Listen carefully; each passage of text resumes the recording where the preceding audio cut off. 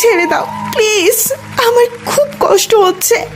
কে কার কথা শুনে ছেলেগুলো পশুর মতন অনুর উপর ঝাঁপিয়ে পড়ে। অনু তাহাদের পায়ে পর্যন্ত ধরেছে, কিন্তু পশুগুলোর মনে একটুও দয়া নেই। সবাই অনুকে ইচ্ছে মতো ব্যবহার করে। অনুর সব থেকে দামি জিনিসটা তারা নষ্ট করে ফেলেছে। প্রায় 1 ঘন্টা পর তারা সবাই ইচ্ছে মতো অনুকে ব্যবহার করে ছেড়ে দেয়। অনু কিছুক্ষণ শুয়ে থাকে। প্রায় 10 মিনিট পর অনুর কিছুটা জ্ঞান ফিরে আসে। অনু উঠে দাঁড়াতেও পারছে না, অনেক কষ্টে দাঁড়িয়ে হাঁটা শুরু করে দেয় বাড়ির দিকে, আর কান্না করতেছে। তার অনেক স্বপ্ন ছিল বড় ডাক্তার হয়ে ফ্রিতে গরিব লোকের সেবা করবে। সে ডাক্তার ঠিকই হলো, কিন্তু সেবা করার সুযোগটাও পেল না। গত 1 সপ্তাহ আগে অনু তাহার ডাক্তারি পরীক্ষার রেজাল্ট আসে। সে বাংলাদেশের মধ্যে 2য় স্থান অধিকারী হয়েছে। আর গতকালকে তাহার বিয়ে ঠিক হয়েছে, আগামীকালকে তার বিয়ে। অনু কি করবে ভেবে পাচ্ছে না। অনু বাসায় আসে, চোখের পানি মুছে ফেলে। তাহার বাড়িতে অনেক মেহমান আসছে। অনুর বিয়ে বলে কথা। অনুর একটা কলিজার ভাইয়া আছে, তাহারা 1 ভাই 1 বোন। ভাইটার নাম রানা, সে ঢাকাতে আছে। আজকে রাতে গ্রামের বাড়িতে আসবে। অনুর আত্মীয় স্বজনরা সবাই আসছে, কারণ তার মায়ের ফ্যামিলির দিক থেকে শুধু অনুই একটা মেয়ে। সবাই তাকে কলিজার মধ্যে রাখার চেষ্টা করে। আর অনুর বিয়ে ঠিক হয়েছে এক ডাক্তারের সাথে। অনু বাসায় ঢুকতেই তার ছোট আম্মু, কি রে আম্মু, কোথায় ছিলি? ছোট আম্মু, একটু নিপার বাসায় গিয়েছিলাম। তোর মন খারাপ কেন আম্মু? কই না তো। কাল তোর বিয়ে, আর আজ তুই নিপাদের বাসায় গেলি কেন? তুই কল দিয়ে আসতে বললি তো হতো, যদি তোর আজ একটা কিছু হয়ে যেত। কথা শুনে অনুর চোখে পানি চলে আসে। কাউকে দেখাতে দেয়নি। পানি চলে আসার আগেই অনু নিজের ঘরে চলে যায় এবং গিয়েই দরজা বন্ধ করে দেয় আর ইচ্ছে মতো কান্না করে। কিন্তু আওয়াজ করেনি। সে নিজেই কান্না করতে করতে বলে, আম্মু, তুমি যেটার ভয় করেছো সেটাই হয়েছে। তোমার মেয়ের কিছুই নেই এখন। অনু নিজের ঘরে বসে আছে আর ভাবতাছে, আমি কেন একটা ছেলের জীবন নষ্ট করব? আমার মধ্যে তো নারীর কোনো কিছুই নেই, আর আমি এবার সমাজে কোন মুখে চলাফেরা করব? মাগরিবের সময় হয়ে গেছে। অনু গোসল করে নেয়। সবাই সবার কাজে ব্যস্ত, তাই আর অনুর রুমে আসেনি কেউ। অনু মাগরিবের পর চোখের জল আর কলমের কালি আর একটা সাদা পৃষ্ঠা নিয়ে বসে। আজকের পুরো ঘটনাটা সে কাগজে লিখে ফেলে এবং তার ডায়েরিতে লিখে নেয় এবং চুপি চুপি ঘর থেকে বের হয়ে যায়। অনু বাসার গেট থেকে বের হয়ে বাইরে গিয়ে বাড়ির সামনে মনে তাকিয়ে আছে আর কান্না করতেছে। বাসা থেকে বের হওয়ার আগে তার কলিজার ভাইয়ার কাছে একটা মেসেজ দিয়ে আসে সে, ভাইয়া, আমাকে ক্ষমা করিস রে, তোর স্বপ্নগুলো পূরণ করতে পারলাম না। ভালো থাকিস, তোর কলিজার অনু। রানা মেসেজটা পাওয়ার পর থেকে যতই অনুর মোবাইলে কল দেয় কেউ রিসিভ করে না। এদিকে অনু নিজের এলাকা ত্যাগ করে ফেলে। যে জায়গায় তাকে মানুষ রূপে পশুগুলো ধর্ষণ করেছে সেখানে গিয়ে একটা দড়ি নিয়ে গাছের সাথে ঝুলে যায়। রানা কলের পর কল দিয়েই যাচ্ছে, কেউ ধরে না। তাই সে অনুর আম্মুর ফোনে কল দেয়। কিছুক্ষণ পর তার আম্মু কল ধরে। কি রে বাবা, কোন পর্যন্ত আসছিস? কতগুলো কল দিয়েছি, কোথায় থাকো? আরে তুই তো জানিস বাড়ি ভর্তি মেহমান, তাই আর কি। অনু কই? অনুর ফোনে 209টার উপরে কল দিয়েছি, রিসিভ করে না কেন? আচ্ছা তুই একটু লাইনে থাক, আমি দেখতেছি। আম্মু অনুর ঘরে গিয়ে দেখে দরজা খোলা, কিন্তু অনু নাই। তার মোবাইল বিছানায়। অনু, অনু কই তুই? তোর ভাইয়া কল দিয়েছে। কোনো শব্দ আসে না। কি হয়েছে? অনু কই? অনুকে তো দেখছি না। আরে কোথায় সে? খুঁজো তাড়াতাড়ি। এই কে কোথায় আছো? অনুকে পাওয়া যাচ্ছে না। সবাই পুরো বাড়ি খোঁজে, কিন্তু অনু কোথাও নাই। এদিকে রানা বুঝতে পারে কিছু একটা হয়েছে, তাই সে ঢাকা থেকে বাইক নিয়ে চলে আসতেছে। আর অন্যদিকে অনু গাছের সাথে ঝুলে 3 মিনিট নড়াচড়া করে দুনিয়া থেকে চলে গেল। অনু পুরো বাড়ি অনুকে না পেয়ে কান্নায় রোল পড়ে গেল। অনুর আম্মু তো অজ্ঞান হয়ে আছে। 20 মিনিট আগে পুরো বাড়িটা হাসি খুশি ছিল, এখন সবাই কান্না করতেছে। কিছুক্ষণ পর অনুর বাবা এসে দেখে বাড়ির সবাই কান্না করতেছে। কি হয়েছে, সবাই কান্না করো কেন? ভাইজান, অনুকে কোথাও পাওয়া যাচ্ছে না। কি বলিস সব? আমার অনুমা কোথায় গেল? জানি না ভাই। নিপাকে কল দিয়ে জিজ্ঞেস করতো একটু। দিয়েছি, কোথাও যায়নি। বাবা এক দৌড়ে রাস্তায় চলে গেল। পাগলের মতো তার কলিজার মেয়েকে খুঁজতে লাগলো। অনেকক্ষণই খোঁজার পর রানার সাথে দেখা। বাবা, অনুকে পেয়েছো? না রে বাবা, আমার মা কোথায়? আরে কান্না করিও না, হয়তো কোথাও আছে। তারপর রানা আর তার বাবার বাসায় যায়। রানা অনেক কিছু আনে তার কলিজার বোনটার জন্য, কিন্তু বোনটাকে পাওয়া যায়নি। কিছুক্ষণ পর একজন পুলিশ এসে বলে, এটা কি ডাক্তার অনুদের বাসা? জি, কিন্তু কেন? আমার সাথে একটু আসুন আপনারা। কোথায়? অনুর কাছে। কথা শোনার সাথে সাথে সবাই উঠে বসে এবং চুপ হয়ে যায়। তারপর সবাই পুলিশের সাথে যেতে লাগলো। কিছুটা যাওয়ার পর গ্রামের শেষ মাথায় নদীর কূলে একটা নির্জন জায়গায় বট গাছের নিচে অনেক মানুষ দাঁড়িয়ে আছে। রানা তো দেখার সাথে সাথে এক দৌড়ে লোকের মধ্যে ঢুকে যায়। গিয়ে যা দেখলো সেটা দেখার জন্য মোটেও প্রস্তুত ছিল না। সে দেখতেছে তার কলিজার টুকরা গাছের সাথে ঝুলতেছে। সে এক দৌড়ে গিয়ে অনুর পা ধরে ফেলে আর কান্না করে। অনু, অনু, তোর কিছু হবে না, আমি চলে এসেছি। কে কোথায় আছো? রশি কাটো, আমার বোনটা বেঁচে আছে। রানা শুধু তার পা তার কাঁধের উপরে রেখে এইগুলো বলতেছে। কিছুক্ষণের মধ্যে সবাই চলে আসছে। এসে দেখে অনু ঝুলতেছে। আম্মু তো দেখার সাথে সাথে এক চিৎকার দিয়ে অজ্ঞান হয়ে পড়ে। অনু, কি হয়েছে আমার আম্মুর? বাবা তুমি এখানে আসো। তারপর রানা তার বাবার কাঁধে পা রাখে আর সে পাগলের মতো গাছে উঠে যায়। গাছ থেকে অনুকে নামায়। অনু যে মরে গেছে সেটা রানার খেয়াল নেই। সে নামিয়ে বোনটাকে কোলে নিয়ে দৌড়াতে লাগে। অনু তোর কিছু হবে না, আমি আছি তো, আর একটু ওয়েট করো অনু। বাবা, অনু তো বেঁচে নেই আর। কথাটা শোনার সাথে সাথে রানা দাঁড়িয়ে পড়ে এবং অনুকে নিচে রাখে আর ইচ্ছে মতো কান্না করে। সবাই রানাকে সান্ত্বনা দিতেছে, কিন্তু ভাই তো ভাই। আর তাই এদিকে কিছু লোক তার আম্মুর মাথায় পানি দিতেছে। আপনাদের কি কাউকে সন্দেহ হয়? আমরা তো জানি না। তাহলে লাশ আমাদেরকে দিয়ে দেন, আমরা পোস্টমর্টম করে আপনাদের পক্ষ থেকে কেস লিখব। আমাদের কারো প্রতি কোনো সন্দেহ নাই। আমরা আমাদের মেয়েকে নিয়ে যাব বাসায়।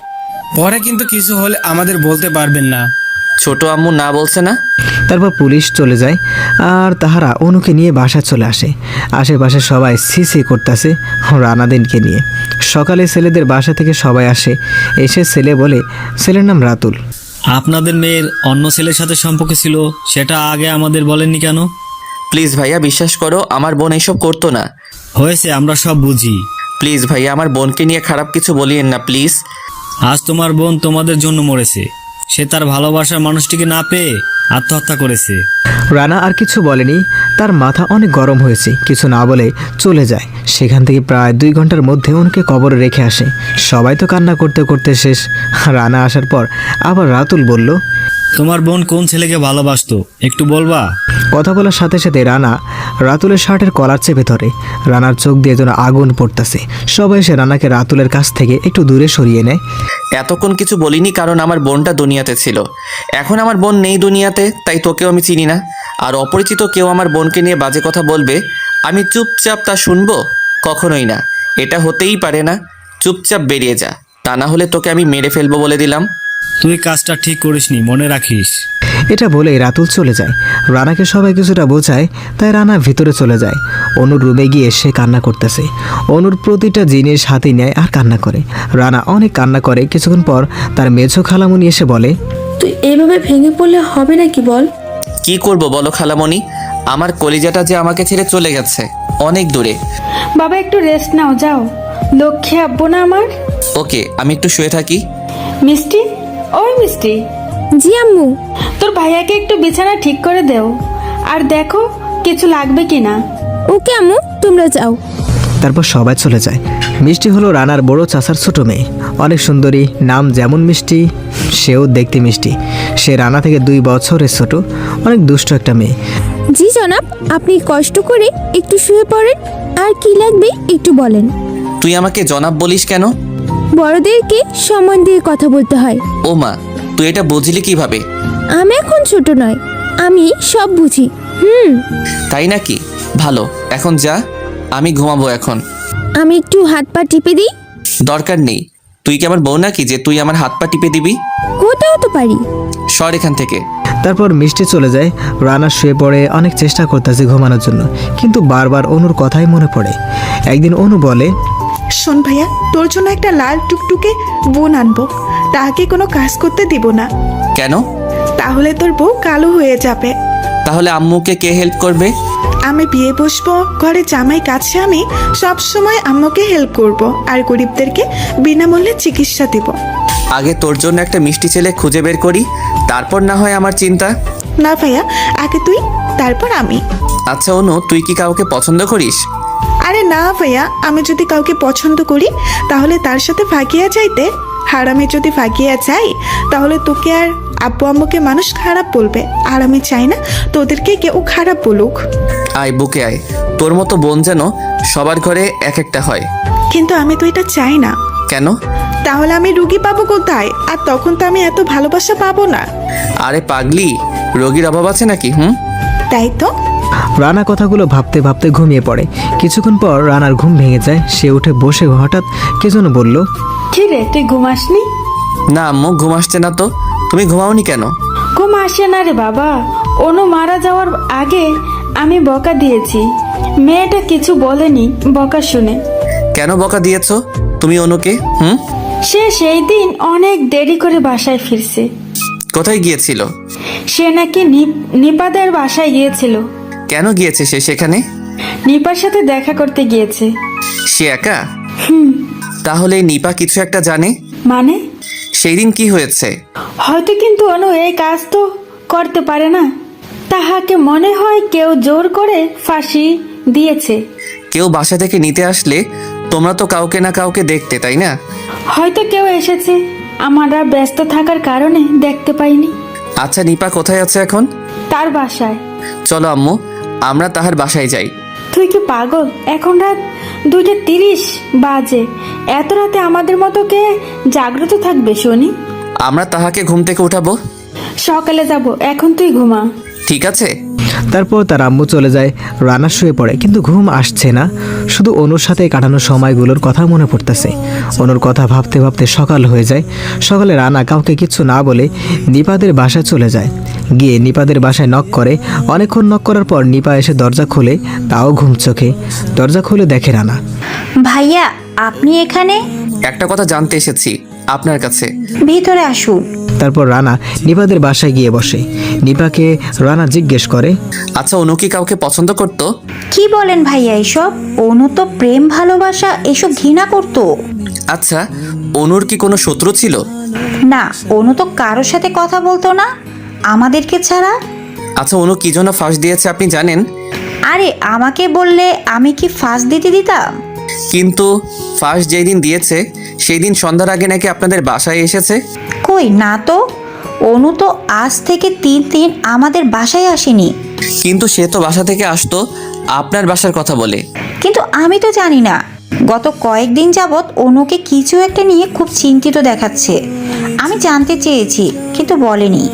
রানা নিপাদের বাসা থেকে চলে আসে।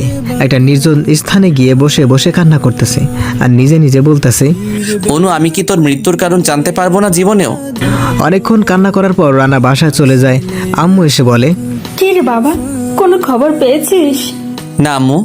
তারপর রানা নিজের ঘরে চলে যায়। কিছুক্ষণ পর অনু ঘরে গিয়ে অনুর ফটোগুলো দেখতেছে আর কান্না করতেছে। অনেক প্রমাণ খোঁজে কিন্তু কোথাও কিছু পাচ্ছে না।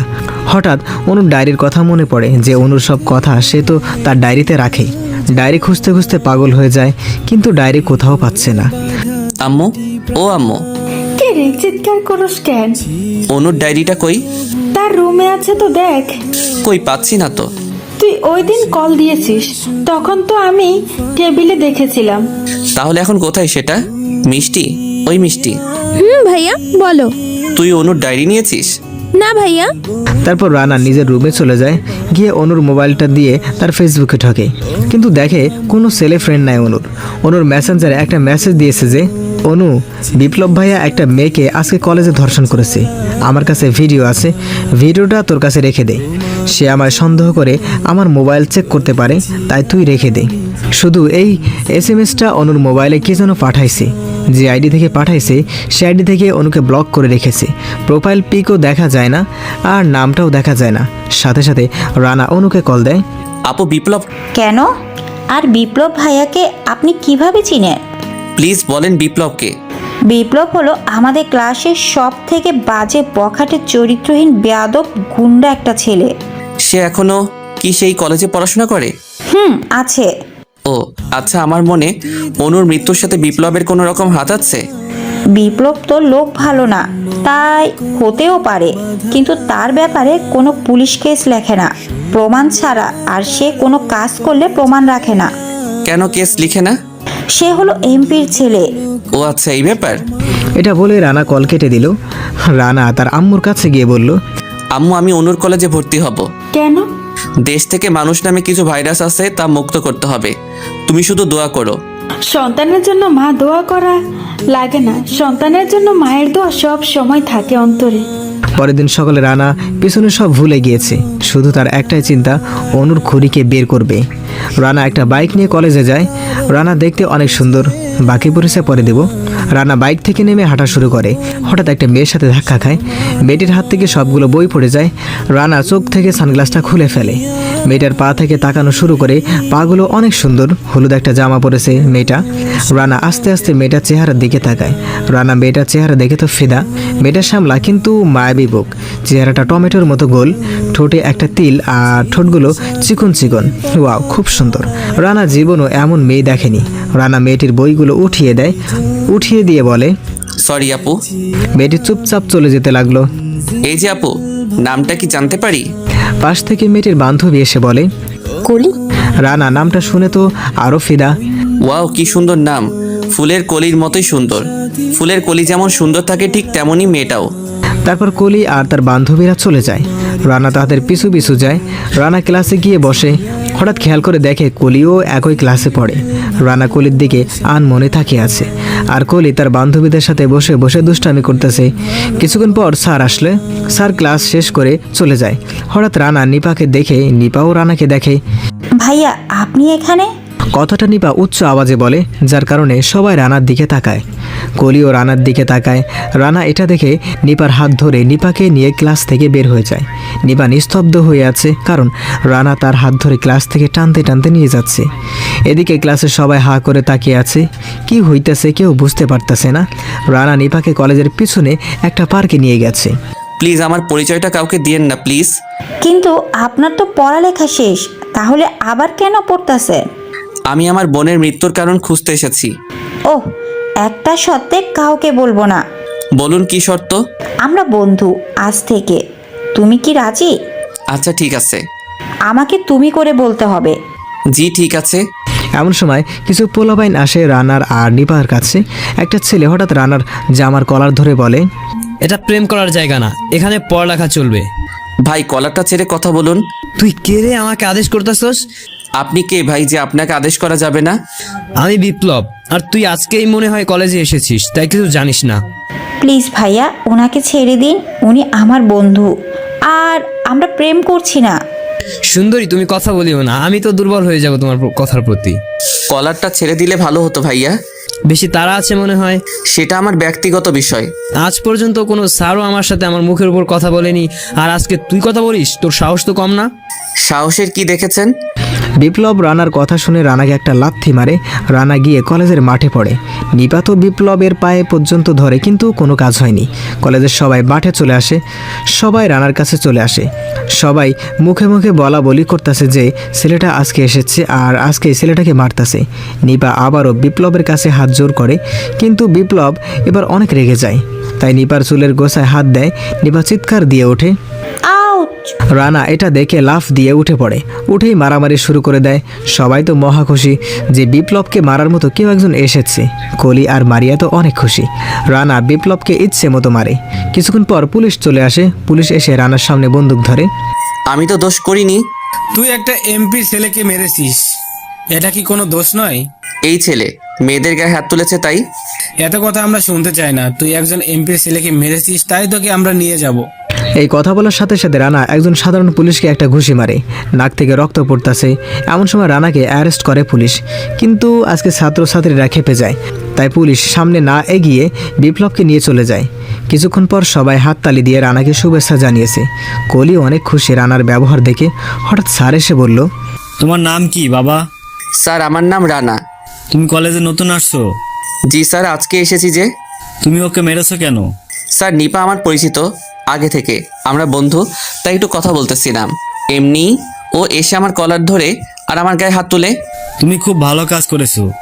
এই বকাটে ছেলেদের জন্য আমাদের কলেজ থেকে অনেক স্টুডেন্ট চলে গিয়েছে। স্যার আমি দেশ থেকে এইসব ভাইরাস যেন দূর করতে পারি, দোয়া করিবেন। তোমাদের মতো ছেলেদের জন্য সবাই দোয়া করবে। এটা বলে স্যার চলে যায়। এমন সময় কলি এসে বলে, হাই ভাইয়া, কিছু বলবেন আপু? আপনার নামটা কি জানতে পারি? আমার নাম রানা। এমন সময় নিপা এসে রানার হাত ধরে নিয়ে যায়। নিপা ছাড়ো, ওর সাথে একটু কথা বলি। বলা লাগবে না, চলে সময় হয়ে গেছে। কলি অবাক হয়ে তাকিয়ে আছে।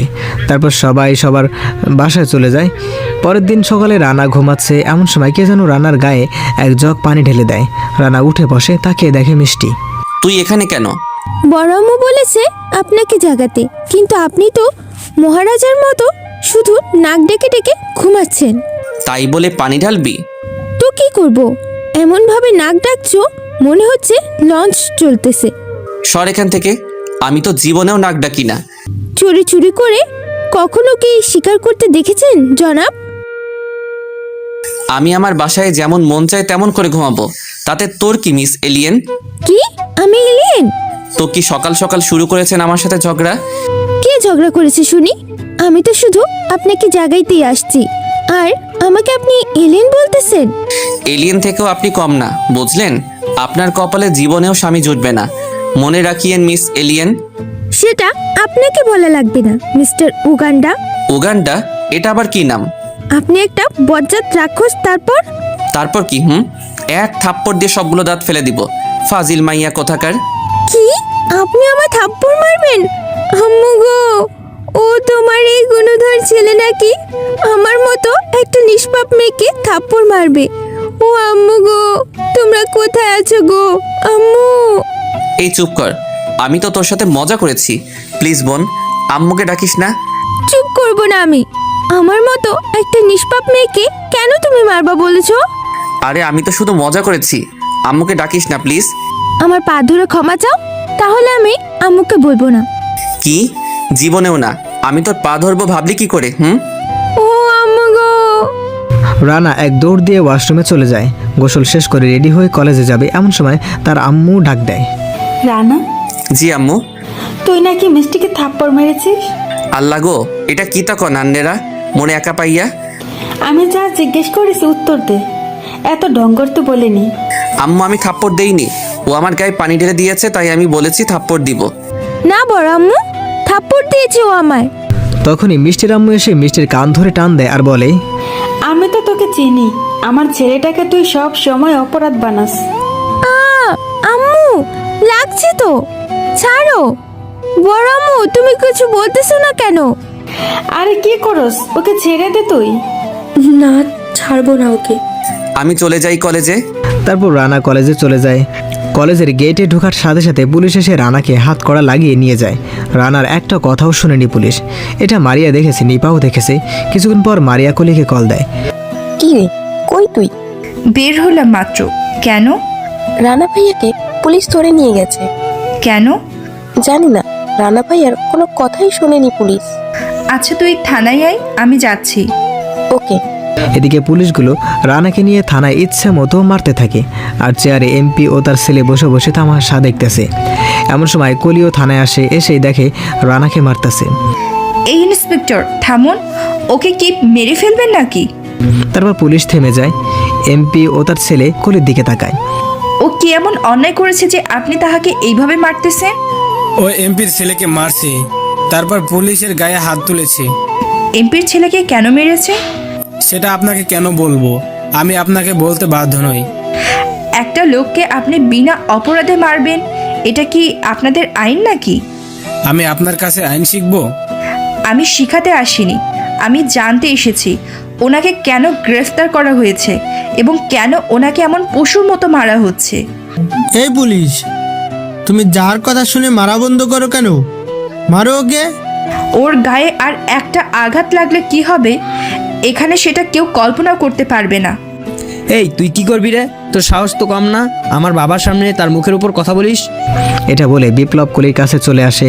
কলির বিপ্লবের গালে একটা থাপ্পড় মারে, যার ফলে বিপ্লবের গালে 5 আঙ্গুলের ছাপ উঠে পড়ে। তুই কি করবি?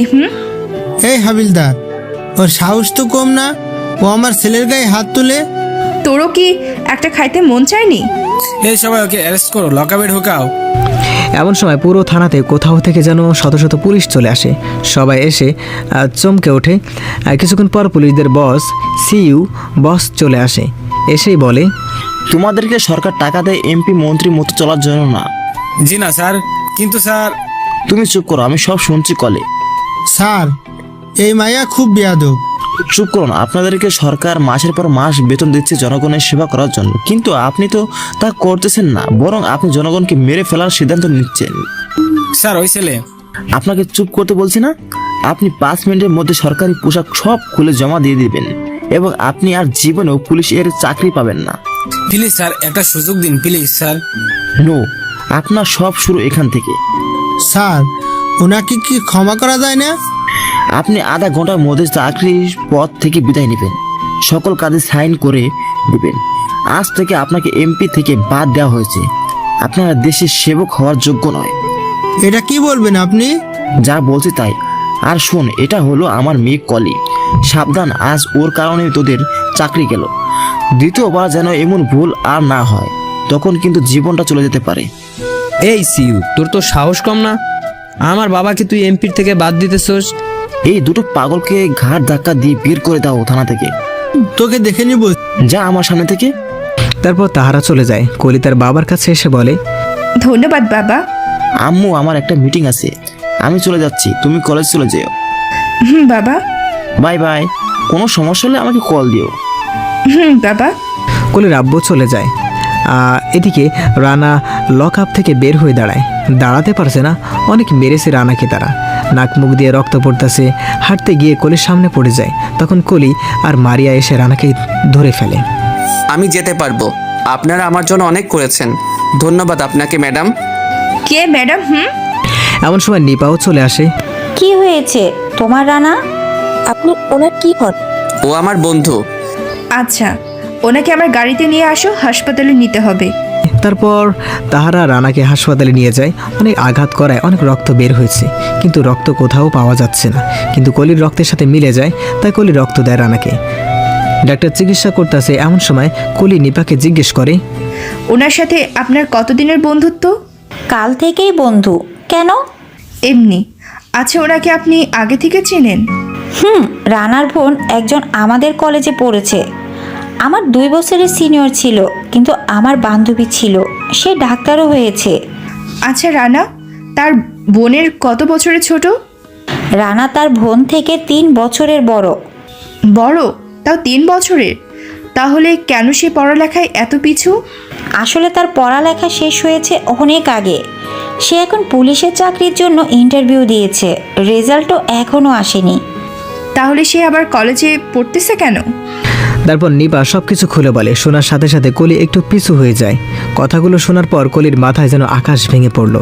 কি বলো তুমি এসব? এটাই সত্যি। রানার সন্দেহ হচ্ছে বিপ্লবের উপর, তাই সে কলেজে এসেছে প্রমাণ বের করতে। কিছুক্ষণ পর ডাক্তার এসে বলে, আপনাদের রোগীর জ্ঞান ফিরেছে, আপনারা কথা বলতে পারেন গিয়ে। ধন্যবাদ ডক্টর সাহেব। তারপর সবাই রানার রুমে চলে যায়। কলিও যায়। কলি গিয়ে শুধু রানার দিকে তাকিয়ে আছে আর তার অতীতগুলো নিয়ে ভাবতেছে যে একটা ছেলে তার বোনকে কতটা ভালোবাসতে পারে। এখন কেমন লাগতেছে তোমার? কিছুটা ভালো লাগতেছে। আন্টিদেরকে কল দিব নাকি? আরে না আম্মু, অনেক কষ্ট পাবে। ওকে, শোনো, তোমার শরীর থেকে অনেক রক্ত গিয়েছে। তোমার রক্ত অনেক প্রয়োজন ছিল, কিন্তু আমরা কোথাও পাইনি। কিন্তু এই কলি আপু তোমাকে রক্ত দিয়েছে। কি বলো তুমি? এই ম্যাডাম আমাকে রক্ত দিয়েছে? আপনি আমার জন্য এত কিছু করেছেন, যার ঋণ আমি জীবনেও শেষ করতে পারবো না ম্যাডাম। আমাকে ম্যাডাম বললেন কেন? আপনি তো সিও স্যারের আদরের কলিজা, তাই। আমরা সবাই একই কলেজে পড়ি, সো আমরা সবাই সবার নাম অথবা তুমি বলে ডাকবো, ওকে? জি। বিকেলে রানা বাসায় চলে যায়। তার হাতে ব্যান্ডেজ দেখে তার আম্মু দৌড়ে এসে বলে, কি রে, কি হয়েছে তোর? তারপর সবাই চলে আসে। কি হয়েছে তোমার? কি হয়েছে আব্বু, কথা বলো। তারপর রানা সবকিছু বলে ফেলে।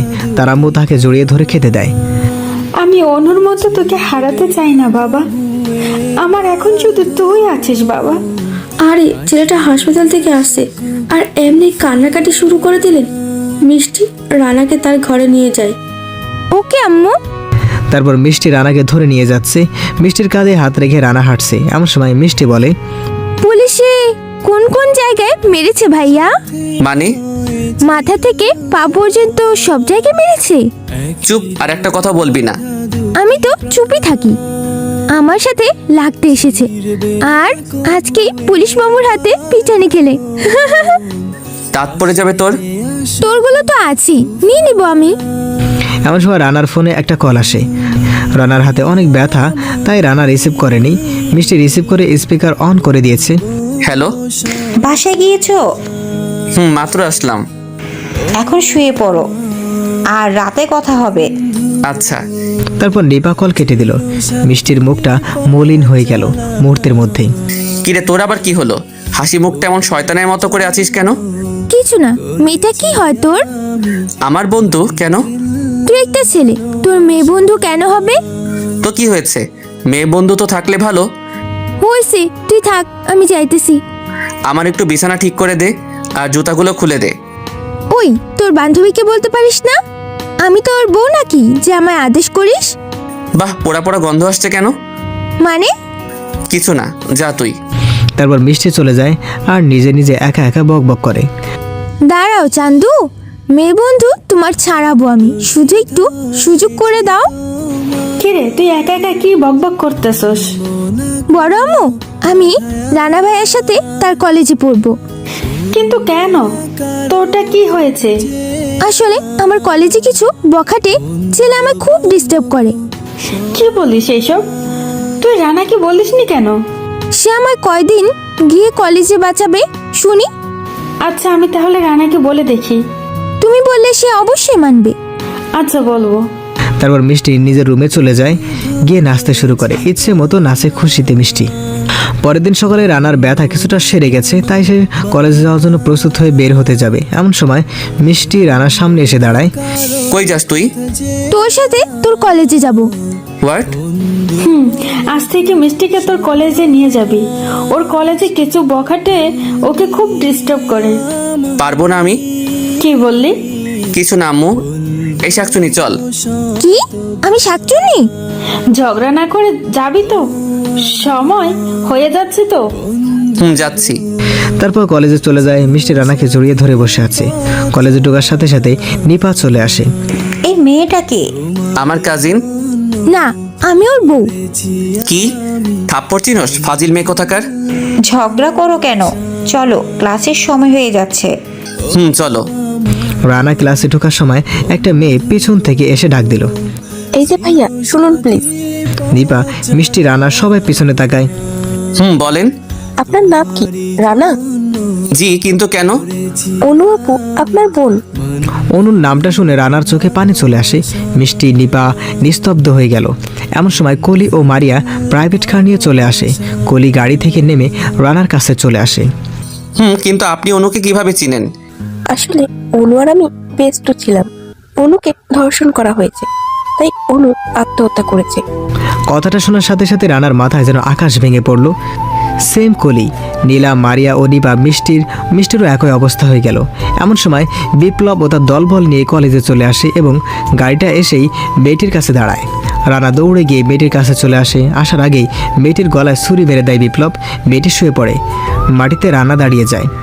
মেয়েটি একটি ডায়েরি রানার কাছে ছুঁড়ে মারল আর বলল, এটা অনুর ডায়েরি, এখানে সবকিছু লেখা আছে, শেষের 3 পাতা আমার লেখা। এটা বলেই মেয়েটি শুয়ে পড়ে। তার চোখ বন্ধ হয়ে গেল। ডায়েরিটা রানা নেওয়ার আগেই বিপ্লব নিয়ে নেয়। ডায়েরিটা আমাকে দাও প্লিজ। আগে আমার সাথে তোর হিসাব শেষ করে নে, তারপর তোকে তোর ডায়েরি দিব। ওকে, তুমি যা বলবে আমি তাই করব। আমার লোকেরা তোকে 20 মিনিট মারবে খালি হাতে। ওকে। তারপর বিপ্লবের লোক রানাকে ইচ্ছে মতো মারতেছে। কেউ কিছু বলতেছে না, কারণ রানা নিষেধ করেছে। রানাকে মেরে মাটিতে শুইয়ে দেয়। রানা ভাইয়া! রানা! কিছুক্ষণ পর রানার কোনো সাড়া নেই। রানা মাটিতে শুয়ে আছে। এমন সময় বিপ্লব ডায়েরিটা মাটিতে ফেলে দিয়ে আগুন লাগিয়ে দেয়। তখন কলি বলে, রানা, অনু আপু ডায়েরিটা বিপ্লব পড়ে ফেলেছে। এটা শুনে রানা শোয়া থেকে উঠে দাঁড়ায় এবং দেখতেছে ডায়েরিটা পুরো ছাই হয়ে গেল। আর বিপ্লব দাঁড়িয়ে দাঁড়িয়ে হাসতেছে। রানার তো মাথায় আগুন উঠে যায়। সে দৌড় দিয়ে বিপ্লবকে মারতে শুরু করে। এমন সময় পুলিশ চলে আসে। এসে তাহাদেরকে আলাদা করে ফেলে এবং বিপ্লবকে পাঠিয়ে দেয়। রানা তাড়াতাড়ি মেয়েটিকে কোলে করে নিয়ে হাসপাতালের দিকে নিয়ে যায়। কলি তাড়াতাড়ি তার গাড়ি নিয়ে চলে আসে। মেয়েটিকে কলির গাড়িতে ওঠানো হয়। মেয়েটি কোনো কথাই বলতেছে না। সবাই মিলে মেয়েটিকে হাসপাতালে নিয়ে যায়। Doctor, doctor! কিছুক্ষণের মধ্যেই ডাক্তার চলে আসে। এসে মেয়েটিকে আইসিইউতে নিয়ে গেল। তখন রানা কান্না করতেছে আর বলতেছে, মেয়েটি যদি না বাঁচে তাহলে অনুর আত্মহত্যার কোনো খবর পাবো না। আল্লাহ, তুমি মেয়েটিকে বাঁচিয়ে দিন। প্রায় 30 মিনিট পর ডাক্তার আইসিইউ থেকে বের হয়। ডাক্তারের মুখে কান্না কান্না ভাব, মুখটা মলিন করে রানার কাছে চলে আসে। ডাক্তারের মুখ দেখে সবার কলেজায় পানি শুকিয়ে গেল। ডাক্তার, কি খবর? সরি, কি হলো ডাক্তার সাহেব? ওনার দুটো কিডনি নষ্ট হয়ে গেছে। আধা ঘন্টার মধ্যে কিডনি না দিতে পারলে ওনাকে বাঁচানো সম্ভব না কোনো রকমই। আপনি চিন্তা করবেন না, আমি কিডনির ব্যবস্থা করছি। এটা বলে রানা এক দৌড়ে চলে যায় কিডনি খুঁজতে। অনেক হাসপাতালে কিডনি খুঁজে কিন্তু কোথাও পেল না। পাগলের মতো কিডনি খুঁজতে লাগলো রানা। এদিকে বিপ্লবের একটা লোক রানাকে বাজারে দেখে বিপ্লবকে কল দেয়। বস, রানা বাজারে এসেছে, ওকে মেরে না ফেললে কিন্তু ও তোমাকে ছাড়বে না। আচ্ছা, ওকে ধরে নিয়ে আয় আমার আস্তানায়। ওকে বস। তারপর লোকটি রানার কাছে গিয়ে পিছন থেকে একটা রুমাল রানার মুখে লাগায়, যার ফলে রানা অজ্ঞান হয়ে যায়। তারপর রানাকে গাড়িতে করে নিয়ে যায় জঙ্গলে নিঝুম একটা জায়গায়। গিয়ে রানাকে গাছের সাথে বেঁধে ফেলে। রানার এখনও জ্ঞান ফিরেনি। সবাই রানার সামনে দাঁড়িয়ে আছে, কাহারও হাতে বন্দুক, কাহারও হাতে তলোয়ার। এদিকে প্রায় 25 মিনিট ওভার হয়ে গেল, রানার কোনো খবর নেই। এখানে সবাই রানাকে কল দিচ্ছে, রানার ফোন বন্ধ। সবাই টেনশনে পড়ে গেল, কি হলো রানার? কিছু হয়নি তো? ডাক্তার বারবার এসে ওর কথা বলেই যাচ্ছে। কলি, নিপা, মিষ্টি, মারিয়া সবাই চিন্তিত হয়ে পড়ল। এদিকে মিষ্টি বাসায় কল দিয়ে সব বলে ফেলে। সবাই চলে আসে হাসপাতালে। এদিকে কলি একটা কল দেয়, সাথে সাথে একজন মহিলা চলে আসে। এসেই বলে, আমি কিডনি দেবো একটা। আসুন আমাদের সাথে। কিছুক্ষণ পর ডাক্তার এসে বলল, কাউন্টারে 2 লক্ষ টাকা জমা দিন আগে। সাথে সাথে কলি 2 লক্ষ টাকার একটা চেক লিখে জমা দেয়। রানার আম্মু এসে কলির কপালে চুমু দেয় আর বলে, তোমার মতো মেয়ে যেন সবার কপালে জোটে। তুমি অনেক লক্ষ্মী মেয়ে। তার মানে আমি লক্ষ্মী নই? আরে তুই তো আমার কলিজা। সবাই খিলখিল করে হেসে দেয়। মিষ্টির কান্না দেখে এদিকে নিপা রানাকে কল দিয়েই যাচ্ছে, কিন্তু বন্ধ পাওয়া যাচ্ছে বারবার। এদিকে বিপ্লবের লোকেরা রানার মুখে এক বালতি পানি মারে। রানার জ্ঞান ফিরে আসে আর রানা চোখ মেলে দেখে যে একটা গাছের সাথে বেঁধে আছে আর তার চারপাশে গুন্ডা, আর রানার সামনে বিপ্লব এবং কিছু মাস্তান। তোর জন্য আমার বাবা তার সারা জীবনের পরিশ্রমের রাজনৈতিক থেকে ভয়ঙ্কর হয়েছে, অনেক অপমানও হয়েছে। আর তুই ভাবলি কি করে তোকে আমরা বাঁচিয়ে রাখবো? আমার ভিতরে থাকা বাঘটাকে জাগাস না, তাহলে তুই নিজেই নিজেকে চিনতে পারবি না। তাই নাকি? এই তোরা দাঁড়িয়ে দাঁড়িয়ে কি দেখছিস? ওকে দুনিয়া থেকে বিদায় করে দে। তারপর রানাকে ইচ্ছে মতো মারে লোকেরা। এমন সময় বিপ্লবের ফোনে তার বাসা থেকে একটা কল আসে আর বিপ্লব চলে যায়। ওকে মেরে নদীতে ফেলে আমাকে কল দিস। ওকে বস। তারপর বিপ্লব চলে যায়। বিপ্লব চলে যাওয়ার সাথেই রানা একটা টানে দড়ি ছিঁড়ে ফেলে এবং সবগুলো গুন্ডাকে কলা গাছের মতো কাটতে শুরু করলো। সবগুলোকে মেরে ফেলে এক দৌড় দিয়ে বিপ্লবের গাড়ির পিছন পিছন দৌড়াতে লাগলো, কিন্তু পেল না। এমন সময় রানার হাসপাতালের কথা মনে পড়ে যায়। এক দৌড়ে হাসপাতালে চলে যায়, গিয়ে দেখে সবাই দাঁড়িয়ে আছে আইসিইউর সামনে। হঠাৎ মিষ্টি রানাকে দেখতে পেলে, তার গায়ে অনেক রক্ত আর সে আসছে। এমন সময় মিষ্টি জোরে বলে ওঠে, ওই যে রানা ভাইয়া। সবাই রানার দিকে তাকায়। আম্মু তো রানাকে দেখে চিৎকার দিয়ে জড়িয়ে ধরে ফেলে। রানা তো কোনো কিছুই বলতেছে না। এমন সময় নিপা বলে, কোথায় ছিলে আর রক্ত কেন শরীরে? বিপ্লবের লোকেরা আমাকে ধরে নিয়ে গেছে একটা জঙ্গলে। তারপর আমাকে মেরে ফেলতে চেয়েছিল। হোয়াট? কিন্তু কেন? ওই যে ওই দিন থানায় যা ঘটেছিল সেই জন্য। সেটা তো আপনার কোনো দোষ ছিল না। সেটা তো কলির আব্বু করেছে, আর তার বাবার অপকর্মের ফল সে এটা পেয়েছে। কি হয়েছে আমাকে একটু বলতো? আর এই বিপ্লবটা কে আবার? পরে সব বলবো। এখন মেয়েটির কি খবর? আমি তো কিডনি খুঁজে পাইনি, কোথায় ও? একটা মহিলা দিয়েছে। কে সে মহিলা? আমরা চিনি না তাহাকে। কিছুক্ষণ পর মহিলাটি উঠে আসে। বোরকা পরা মহিলাটিকে রানাকে দেখে রানার কাছে চলে আসে। রানা কিছু জিজ্ঞেস করার আগেই মহিলাটি তার হিজাব খুলে ফেলে। রানা মহিলাটিকে দেখে বলে, আপনি এখানে কেন? এটা শুনে সবাই রানার কাছে চলে আসে। মহিলাটি রানাকে জড়িয়ে ধরে কেঁদে দেয়। আরে আপনার মেয়ের কি খবর? আর আপনি এখানে আসছেন কেন? আমার মেয়ে আইসিইউতে আছে এখন। মানে? যে মেয়েটিকে আপনারা হাসপাতালে এনেছেন আর আমি কিডনি দিয়েছি যাহাকে, এটাই আমার সেই মেয়ে, যাহার জন্য আমি আপনার কাছে গিয়েছিলাম। পশুগুলো আমার মেয়েকে আজকে ছেড়ে দিয়েছে এবং মেরে ফেলতেও চেয়েছে। কথাগুলো শুনে রানার মাথায় আগুন উঠে যায়। রানা তো শুধু ফুলতাছে। কিছু তো বুঝলাম না আমি। এমন সময় ডাক্তার এসে বলে, আপনাদের রোগীর জ্ঞান ফিরেছে, আপনারা কথা বলতে পারেন, কিন্তু কোনো চাপ সৃষ্টি কথা বলা থেকে বিরত থাকুন। তারপর সবাই আইসিইউর ভিতরে চলে যায়। মেয়েটির নাম রিয়া। তোকে দেখতে এসেছিলাম মা। মানে? এমন সময় ডাক্তার এসে সবাইকে বের করে দেয় আর ডাক্তার রানাকে একটা কাগজ দিয়ে বলে, এই মেডিসিনটা আমাদের এখানে নেই, বাইরে থেকে নিয়ে আসুন। ওকে দেন, আমি নিয়ে আসি। তারপর রানা মেডিসিন আনতে চলে যায়। রানা বের হয়ে যাওয়ার সাথে সাথে বিপ্লবের লোকেরা রানার পিছু হাসপাতালে ঢুকে যায়। এসে রিয়ার রুমে ঢুকে সবাই বসা থাকে। এসে রিয়াকে নিয়ে চলে যেতে লাগলো। সবাই বাধা দেয়, কিন্তু কে কার বাধা শোনে। জোর করে রিয়াকে তুলে নিয়ে যায়। এদিকে মিষ্টি রানাকে কল দেয়। রিয়াকে কিছু লোক তুলে নিয়ে যাচ্ছে। কখন? এইমাত্র। রানা কল কেটে দিয়ে এক দৌড়ে হাসপাতালে চলে আসে। এসেই দেখে সবাই কান্না করতেছে। রিয়াকে কিছু লোক তুলে নিয়ে গেছে। কোন দিকে নিয়েছে? আমরা তো দেখিনি। হাসপাতালে সিসিটিভিতে দেখো। Good idea. তারপর রানা হাসপাতালের সবগুলো সিসি ক্যামেরাগুলোর কাছে যায় এবং সেখানে গিয়ে এবং রানা ভিডিওগুলো বুঝে গেছে যে বিপ্লবের লোকেরা তুলে নিয়ে গেছে। তাই রানা আর কিছু না বলে নিচে যায় এবং একটা বাইক নিয়ে চলে যেতে লাগলো। বিপ্লবের গোপন স্থানে চলে যায়। গিয়ে দেখে সবাই সেখানে আছে আর রিয়াকে গাছের সাথে বেঁধে রেখেছে। আর বিপ্লব বলে, তুই রানাকে সব বলে দিবি তাই তো? তোকে মেরে ফেললে আর কোনো প্রমাণ থাকবে না রানার কাছে। হা হা হা। কথা শোনার সাথে সাথে রানার মাথায় যেন আকাশ ভেঙে পড়েছে। রানা তো নিজেকে কন্ট্রোল করতে পারতেছে না, তবুও অনেক কষ্টে নিজেকে কন্ট্রোল করেছে তাদের মূল কথা শোনার জন্য। আমাদের হাতে যতক্ষণ ক্ষমতা আছে ততক্ষণ রানা আমাকে কিছুই করতে পারবে না। যদিও রানা আমার বাবাকে কিছুদিন আগে এমপি থেকে রাস্তায় নামিয়ে দিয়েছে, কিন্তু আজ সকালে আমার বাবা আবার এমপি হয়ে গেছে। রানা আড়াল থেকে সব শুনতে পেল। তারপর রানা সবার সামনে সবাই রানাকে দেখে রানার উপর ঝাঁপিয়ে পড়ে। শুরু হয়ে যায় তার সাথে মারামারি। রানা অনেকক্ষণ মারামারি করে। তারপর রানা বিপ্লবকে অনেক মারে, যার ফলে বিপ্লব মাটিতে পড়ে শুয়ে পড়ে। একটা ছুরি নিয়ে যায় তাহাকে মেরে ফেলার জন্য। এমন সময় মারিয়া এসে বলে, প্লিজ ভাইয়া, এই পশুটাকে মেরো না, তাহলে তুমি জেলে যাবে। ওকে কৌশলে মারতে হবে। তুমি ঠিক বলছো।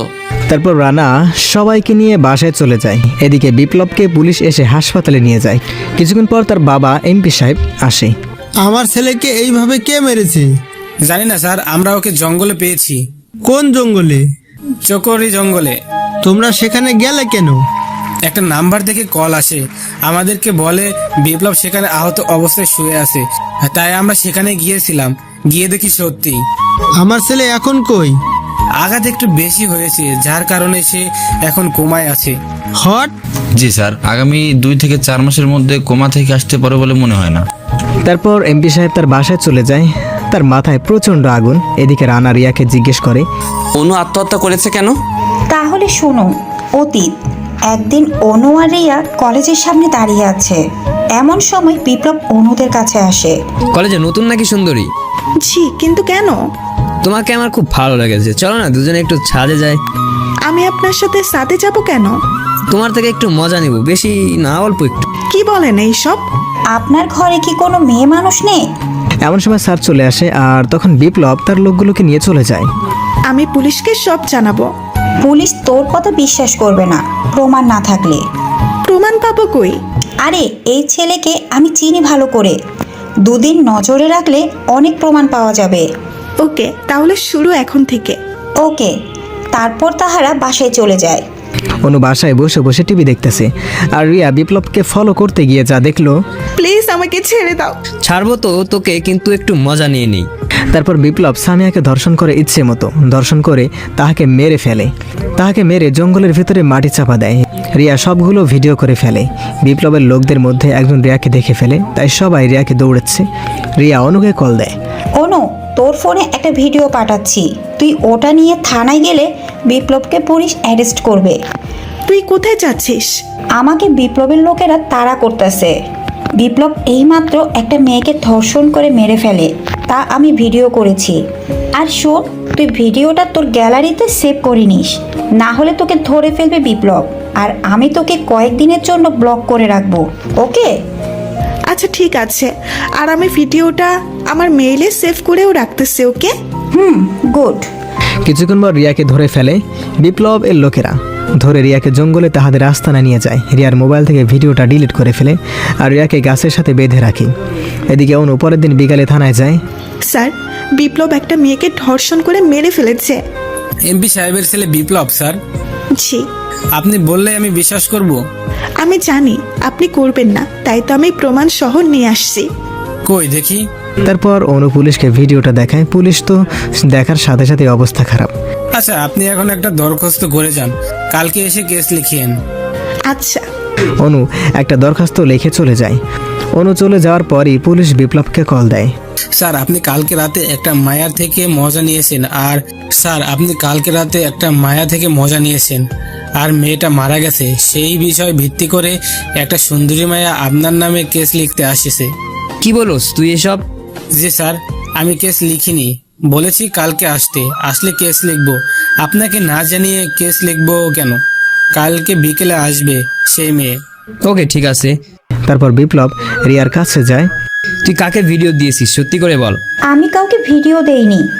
আচ্ছা তাহলে কালকেই সেই মেয়েকে আমি ধর্ষণ করব। ভাইয়া আমার বান্ধবীকে কিছু কইরেন না প্লিজ ভাইয়া। তার মানে সে তোর বান্ধবী? ঠিক। এখন থেকে প্রতিদিন রাতে তোকে ব্যবহার করব, আর যদি এখান থেকে পালাস তাহলে তোকে মেরে ফেলবো।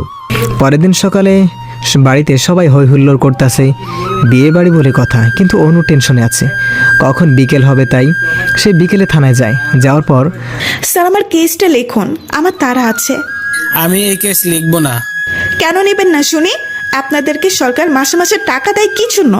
তুই যে সরকারের বেতনের কথা বলছিস, সেই বেতনে আমার মোবাইলের খরচও হয় না। কিন্তু তোর কথা কালকে বিপ্লব বসকে বলেছি, তখন বিপ্লব বস আমাকে 10 লক্ষ টাকা দিয়েছে। আমি কোর্টে গিয়ে তোদের নামে অভিযোগ করব। সে সময়টুকু পেলে তো তুই সবাইকে ধরো আর বিপ্লব বসকে কল দাও।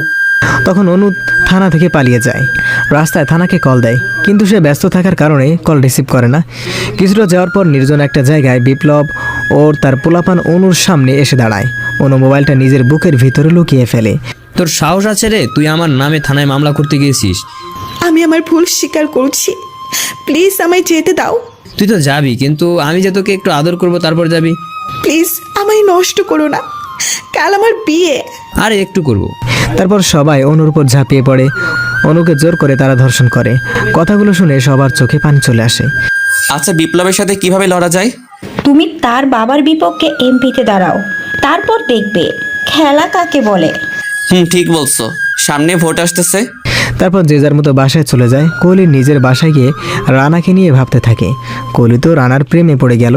যে ছেলেটা মেয়েদের জন্য এত কিছু করতে পারে, সে তো নিজের বউয়ের জন্য এর থেকেও অনেক বেশি করবে নিশ্চিত। দেখ, আমি কি রানার প্রেমে পড়ে গেলাম নাকি? সত্যি বলতে আমি রানাকে ভালোবেসে ফেলেছি, কিন্তু তাকে তো সত্যি সত্যি বলতে পারবো না। তাহলে এক কাজ করি, একটা চিঠি লিখে প্রপোজ করি, তাহলে ভালো হবে।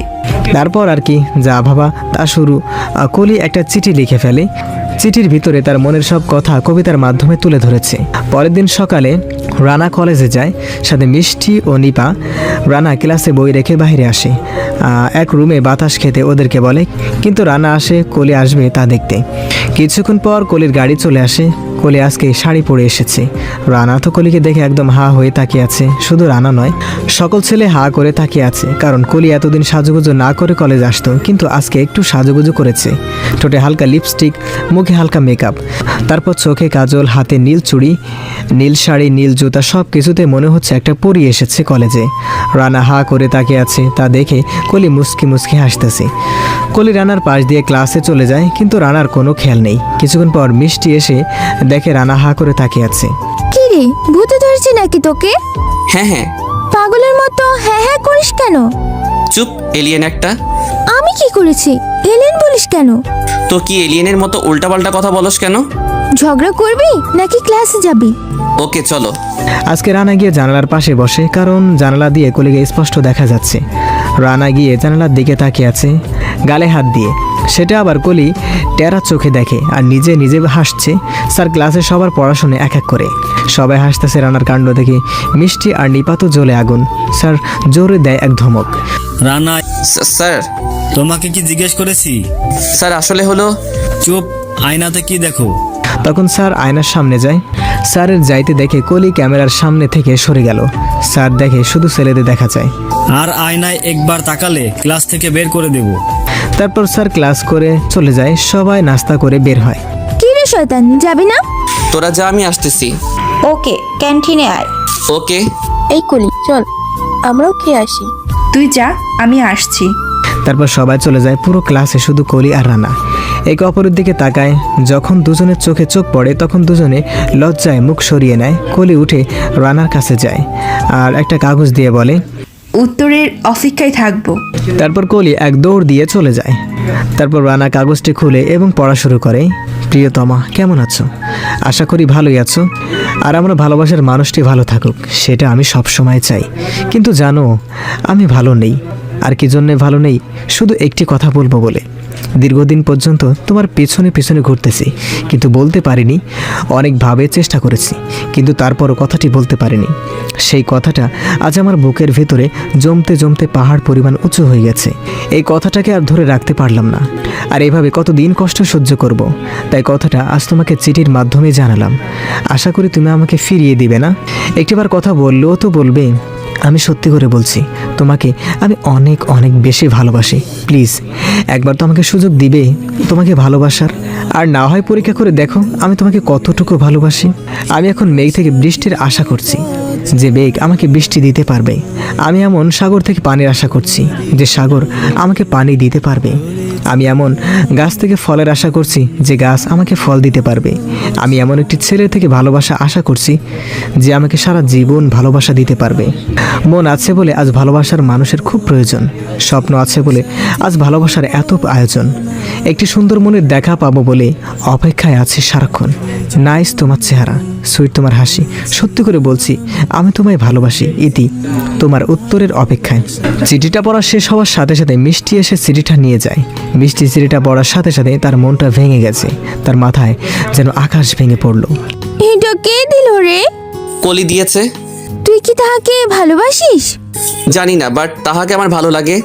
এটা বলে রানা চলে যায় ক্লাস থেকে। মিষ্টির চোখে এবার পানি চলে আসে নিজের অজান্তেই। যাহাকে নিয়ে ছোট্ট থেকে স্বপ্ন যে তার বউ হবে, আর সে আজ কিনা অন্যের হয়ে গেল। এটা বলে মিষ্টি বাসায় চলে যায়। মনটা অনেক খারাপ মিষ্টির আজ। যে মেয়েটা সারাদিন বাড়িতে এসেই পা রাখার সাথেই বাড়ির সবাই জেনে যেত, আজ সে মেয়েটা বাড়ি এসে নিজের রুমে গিয়ে দরজা বন্ধ করে কান্না করতেছে। বিকেল গিয়ে সন্ধ্যা নেমে আসছে, কিন্তু সবাই মিষ্টির অপেক্ষায়। কিন্তু মিষ্টি এখনও আসে না। সবাই ডিপ্রেশনে পড়ে গেল। রানা অনেক জায়গা কল দিল, সবাই বলে আমি জানি না। মিষ্টির ফোনও বন্ধ। রানা মিষ্টির রুমে যায়। তার বান্ধবীর নাম্বার আনতে মিষ্টির রুম থেকে গিয়ে দেখে দরজা ভিতর থেকে বন্ধ করা। রানা সবাইকে ডাক দিল। সবাই আসে, এসে দেখে ভিতরে মিষ্টি মন খারাপ করে শুয়ে আছে। তারপর রানার আম্মু মিষ্টির কাছে যায়, মিষ্টিকে ধরে কান্না করে দেয়। বড় মা! আরে পাগলি, তুই কাঁদছিস কেন? তুই কাঁদলে আমার কষ্ট হয়, তুই বুঝোস না? কি হয়েছে সেটা বলবি তো আগে। তারপর মিষ্টি সব খুলে বলে।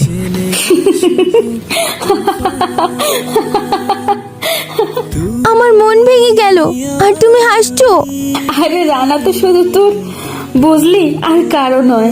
তাহলে রানা যে কলিকে ভালোবাসে আর টাইম পাস করতেছে, আর আমি তার মা। আমি তোর কাছে ছাড়া কাহারও কাছে দিব না। ধন্যবাদ আম্মু। তারপরের দিন কলেজে যায় রানা। এভাবে তাহাদের 1 বছর চলে যায়। রানা এখনও কলিকে বলেনি, তার উত্তর কলি জিজ্ঞেস করেছে। তখন রানা বলল, বিপ্লবের সাথে আমার হিসাব নিকাশ শেষ হলে উত্তর দেব। কলিও রাজি হয়ে গেল। আজ কলেজে গ্রুপের ভোট হবে। এখন বিপ্লব সুস্থ, কিন্তু রানাকে মারার জন্য সুযোগ খুঁজছে শুধু। গ্রুপে বিপ্লবের বিপক্ষে রানা দাঁড়িয়েছে। এবার স্যাররা সবাই রানাকে সাপোর্ট করে, কিন্তু বিপ্লবের বাবার ভয়ে বিপ্লবের কথা বলে। কলেজের 90% ছাত্রছাত্রী রানাকে সাপোর্ট করে। আর আজই রানা জয় হয়েছে। রানার জয় দেখে বিপ্লবের মাথা ঘুরে যায়। বিপ্লব বলে, অনেক বড় ভুল করেছিস রানা, তুই আমার সাথে লাগতে এসে। তাই সব কিছু আমি হারে হারে হিসাব নেব। বস, রানার জেবটা কিন্তু অস্থির। এই একটা মাল ভাই, বিশ্বাস করেন, এক রাতে হলেই সব কিছু মিটে যাবে ভাই। ওকে দেখলে আমি নিজেকে সামলাতেই পারি না। যদি একটু সুযোগ করে দিতেন আপনি। আরে পরে কিছু খাস, আগে আমার কাজটা ওকে। তারপর রানা কলেজের অনুষ্ঠানে সবার সামনে মাইকে বলে ফেলে যে সে কলিকে ভালোবাসে। শুনো সবাই, আমি একজনকে অনেক ভালোবাসি এবং সেও আমাকে ভালোবাসে অনেক। আজ আমি আপনাদের সামনে তাহাকে পরিচয় করিয়ে দিব। মিস কলি, কলি চৌধুরী। আই লাভ ইউ কলি। নিপা আর মিষ্টির মাথায় যেন আকাশ ভেঙে পড়ল। মিষ্টিও রানার থেকে মাউথটা নিয়ে বলল মাইকে, শোন রানা, আমি তোকে ভালোবাসি সেই ছোট্টবেলা থেকে। আমি আগামী মাসের 1 তারিখের মধ্যে তোর থেকে কলিকে আলাদা করে দেখাবো। কি বলো সেসব তুই? মিষ্টি আর কিছু না বলে কান্না করতে করতে চলে আসে। সবাই হা করে তাকিয়ে আছে। এদিকে কলি রানার কাছ থেকে আসতেছে।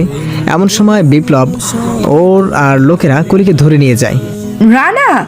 সবাই পিছনে তাকিয়ে দেখে বিপ্লব কলিকে তুলে নিয়ে যাচ্ছে। রানা স্টেজ থেকে এক লাফ দিয়ে বিপ্লবের কাছে চলে যায়, কিন্তু রানা পৌঁছার আগেই বিপ্লব ও তার লোকেরা কলিকে গাড়িতে তুলে নিয়ে যাচ্ছে। রানাও গাড়ির পিছনে পিছনে দৌড়াতে লাগলো। কিছুটা গিয়ে একটা বাইক নেয়, বিপ্লবের গাড়ির পিছনে ছুটতে লাগলো। পুরো রাস্তা গরম হয়ে আছে, প্রায় 10 মিনিটের রাস্তা গাড়ি চালায়। তারপর জঙ্গলে চলে যায়।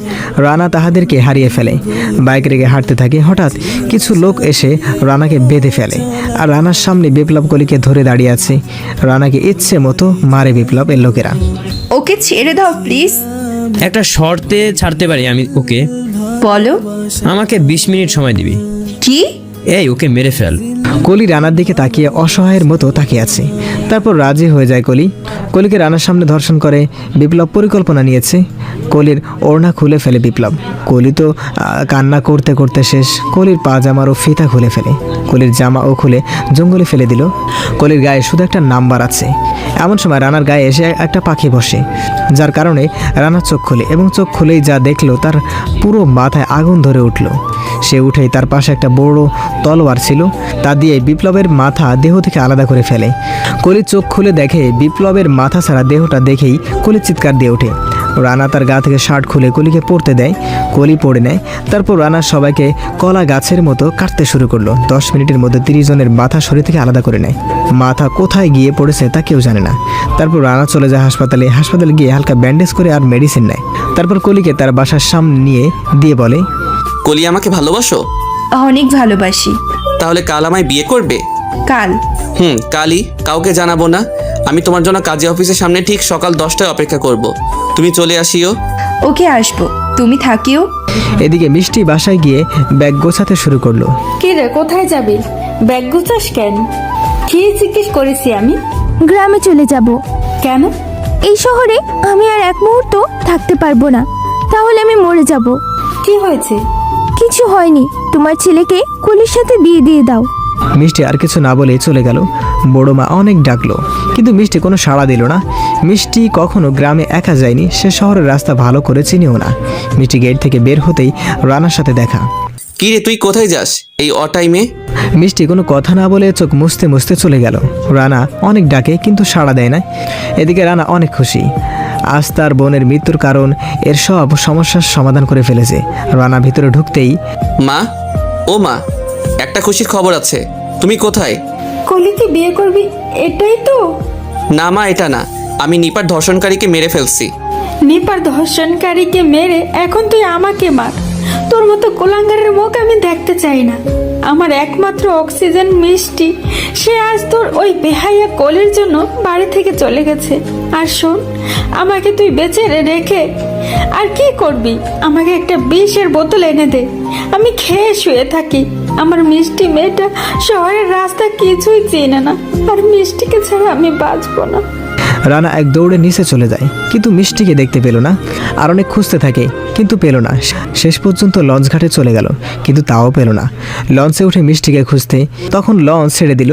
আর লঞ্চ গ্রামে যেতে একদিন লাগবে, আর কোনো ঘাটও থামবে না। রানা পকেটে হাত দিয়ে দেখে মোবাইল নাই পকেটে। মোবাইল বাসায় রেখে এসেছে। খুব টেনশনে পড়ে গেল রানা। এদিকে মিষ্টি সেই লঞ্চে ছিল। সে নিচে ঘুরতে এসে দেখে রানা, তখন কিছুটা খুশি হয় এবং রানার থেকে আড়ালে লুকিয়ে থাকে। এদিকে রানাকে খুঁজতে বাসায় পুলিশ চলে আসে। এটা কি রানার বাসা? কিন্তু কেন? কোথায় সে? জানি না, কিন্তু কেন? সে এমপি সাহেবের ছেলে মিস্টার বিপ্লবকে খুন করেছে। প্রমাণ আছে? সেটা আপনাকে বলবো কেন? না বললে এখান থেকে বের হন আপনারা। রানাকে আমরা অতি তাড়াতাড়ি খুঁজে বের করব এবং ফাঁসিতে ঝুলাবো। রানাকে ঝুলানো এত সোজা না। এদিকে রানাকে খুঁজতে বাসায় পুলিশ চলে আসে। তারপর পুলিশ চলে যায় রানাদের বাসা থেকে। পরের দিন সকালে রানা মিষ্টিদের বাসায় পৌঁছালো এবং বাসায় মিষ্টির সাথে দেখা হলো। অনেকবার সরি বলল রানা। তারপর মিষ্টি রানার সাথে যাওয়ার জন্য রাজি হলো। তারপর রানাদের বাসায় চলে গেল মিষ্টি আর রানা। 5 বছর পর রানার সাথে দাঁড়িয়ে আছে, আর সেই পুরনো স্মৃতিগুলো মনে করছে, আর চোখ দিয়ে পানি পড়ছে। 3 বছর হয়ে গেল, কলির কোনো খবর নেই। শহরের প্রতিটা অলি গলি রানা খুঁজতে খুঁজতে পাগল হলো, কিন্তু কোথাও পেল না কলিকে। এই কয়েক বছর ধরে প্রতিটা দিন কলিকে খুঁজেছে রানা। চোখের পানিগুলো কেমন যেন হয়ে গেল, বন্ধ হয় না। এমন সময় পিছন থেকে মিষ্টি এসে রানার কাঁধে হাত রাখে। রানা চোখের পানি মুছে ফেলে। কি রে তুই? আমি। কখন আসলি? এই এইমাত্র আসলাম, তুই এখনো কলিকে নিয়ে ভাবছিস? বাদ দে না এসব। মাহি কোথায়? মাহি আর মাহির আব্বু বড় আম্মুর সাথে কথা বলতেছে। ও ওকে, আমি আসতেছি, তুই যা। ওকে, তাড়াতাড়ি আয়। তারপর রানা নিজের রুমে গিয়ে ফ্রেশ হয়ে নিচে যায়। মাহি রানাকে দেখে দৌড়ে আসে। ছোট আব্বু। এই যে আব্বু। এটা বলেই মাহিকে কোলে তুলে নিল রানা। মাহি রানাকে পেলে আর কিছু বোঝে না। মাহির বয়স মাত্র 3 বছর 7 মাস। অনেক সুন্দর করে কথা বলতে পারে মাহি। মাহি হলো মিষ্টির ছেলে, অনেক কিউট একটা ছেলে। কেমন আছো আব্বু? ভালো আব্বু, তুমি কেমন আছো? তোমাকে ছাড়া আমি ভালো থাকতে পারি? একটা বিয়ে করে নাও, তাহলে ভালো লাগবে তোমার। তোর আম্মুকে পেলে বিয়ে করব। এই মাহি, সবসময় ফাজলামি করো কেন?